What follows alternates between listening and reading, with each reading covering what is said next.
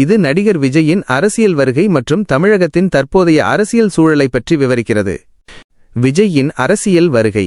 முதலில் சின்ன தளபதி என்று அழைக்கப்பட்ட விஜய் பின்னர் தளபதி என்று மாறினார். தற்போது சினிமா பணிகளை துறந்துவிட்டு தமிழக அரசியலில் முழுமையாக இறங்கியுள்ளார். 2026 சட்டமன்ற தேர்தலில் ஸ்டாலின் தலைமையிலான ஆட்சியை வீழ்த்தி விஜய் அரியணை ஏறுவாரா என்ற கேள்வி தமிழகம் மற்றும் கேரளா முழுவதும் எழுந்துள்ளது. தமிழக அரசியலில் சினிமா. கலைஞர் கருணாநிதி, எம்ஜிஆர், ஜெயலலிதா ஆகியோரின் காலத்திற்கு பிறகு சினிமாவிற்கும் அரசியலுக்கும் இடையிலான நெருங்கிய தொடர்பில் ஒரு சிறிய இடைவெளி ஏற்பட்டது.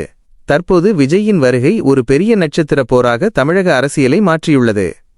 முக்கிய சவால்கள். விஜயின் அரசியல் பயணத்தில் உள்ள சவால்கள். தமிழகத்தை மாறி மாறி ஆட்சி செய்யும் திமுக மற்றும் அதிமுக ஆகிய இரு பெரும் திராவிட கட்சிகளை எதிர்த்து போட்டியிடுவது.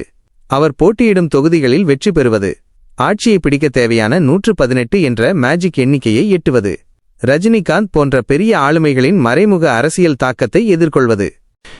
ஸ்டாலினின் பலமான கூட்டணி எஸ்பிஏ. தமிழக முதல்வர் மு.க.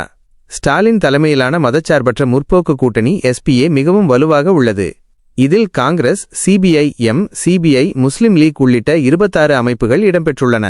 இக்கூட்டணியில் உள்ள பல கட்சிகள் திமுகவின் உதயசூரியன் சின்னத்திலேயே போட்டியிடுகின்றன. இது கட்சி தாவல் தடை சட்டத்தின் மூலம் கூட்டணியை உறுதிப்படுத்துகிறது.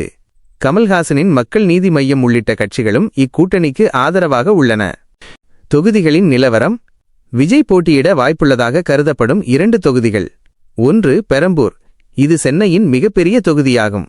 ரயில்வே தொழிலாளர்களின் வாக்குகள் இங்கு வெற்றியை தீர்மானிக்கும் சக்தியாக உள்ளன. தற்போது திமுகவின் ஆர்.டி. சேகர் இங்கு எம்எல்ஏவாக உள்ளார். 2 திருச்சிராப்பள்ளி கிழக்கு.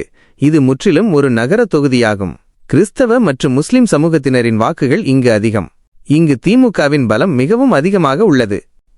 தமிழக அரசியலின் இந்த அதிகாரமிக்க சக்திகளை விஜய் என்ற புதிய தலைவர் எப்படி எதிர்கொள்ளப் போகிறார் என்பதே 2026 தேர்தலின் மிகப்பெரிய எதிர்பார்ப்பாகும்.